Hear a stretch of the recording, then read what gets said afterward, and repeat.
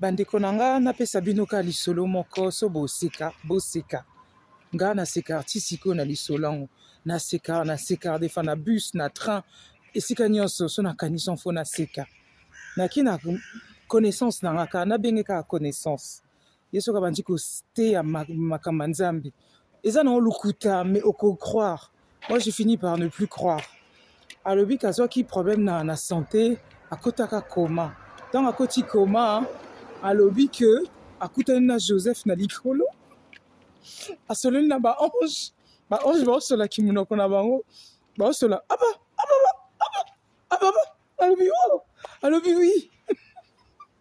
baange baosolala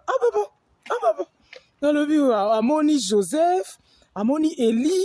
amoni ba Moïse siko moya mona Yesu ezalaki te il paraît so moni Yesu okufa voilà donc Yesu nzambe bakomona te sikoyo amoni mukonga Yesu